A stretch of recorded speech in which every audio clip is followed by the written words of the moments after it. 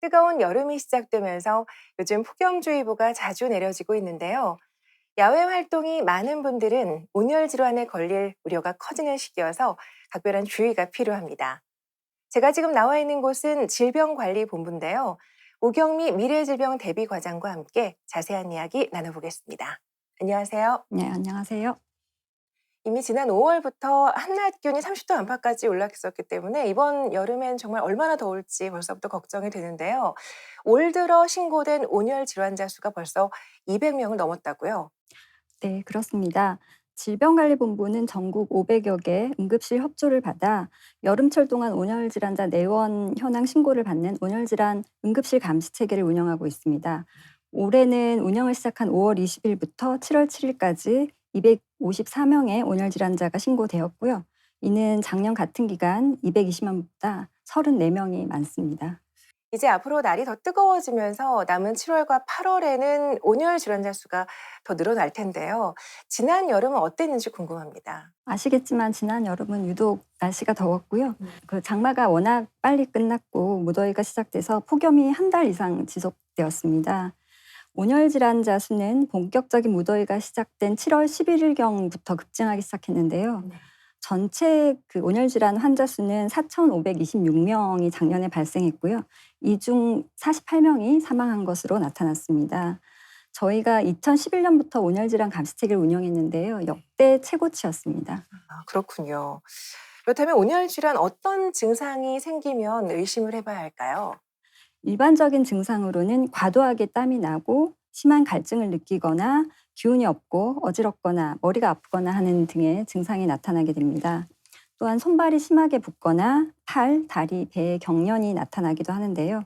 이 중에서 가장 응급을 요하는 경우는 첫째 의식이 없거나 의식이 혼미하거나 실신하는 경우, 둘째 몸이 아주 뜨거운데 땀이 나지 않는 경우, 이런 경우는 중추신경계가 영향을 받아서 열사병으로 진행하는 경우여서 빨리 병원으로 후송해야 합니다. 네. 열에 인해서 발생하는 질환인 만큼 야외에서 일을 하거나 또 활동을 많이 하는 분들에게 주로 생길 우려가 클 텐데요. 실제로 어디에서 주로 발생을 했나요? 작년 감시 결과에 따르면 환자의 약 73%가 실외 작업장, 논밭 같은 실외에서 발생을 하였습니다. 그러나 집이나 실내 작업장 같이 실내에서도 1,202명의 환자가 발생을 해서 실내에서도 여전히 주의가 필요합니다.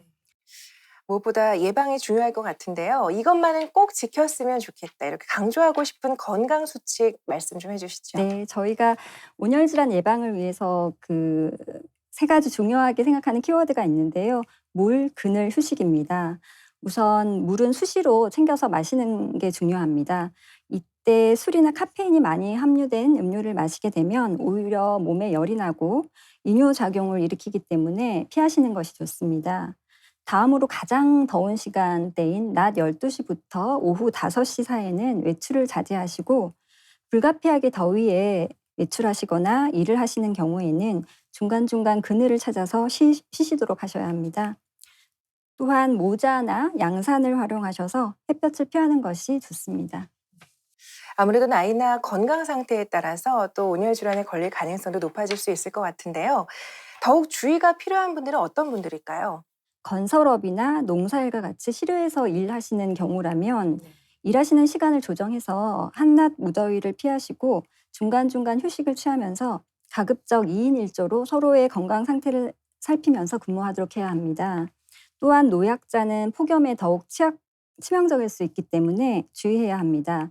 어르신, 어린이, 임산부, 고혈압, 심장질환, 당뇨, 뇌졸중, 비만을 가지고 계신 경우는 체온 조절 기능이 약하고 기존 질병을 더욱 악화시킬 수가 있어서 보다 세심한 주의가 필요합니다.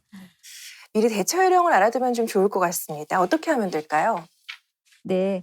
온열 질환 증상을 보이는 경우에는 그늘이나 시원한 장소로 이동하고 옷에 물을 뿌리거나 젖은 수건으로 닦고 선풍기나 부채로 몸을 시원하게 만들도록 해야 합니다. 또한 물이나 이온 음료를 마셔서 몸에 부족한 수분을 보충하는 것이 좋습니다.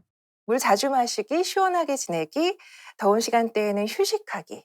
적어도 이 세 가지 방법 잘 지키면서 모두가 올여름 건강하게 보낼 수 있었으면 좋겠습니다. 오늘 말씀 감사합니다. 네, 감사합니다.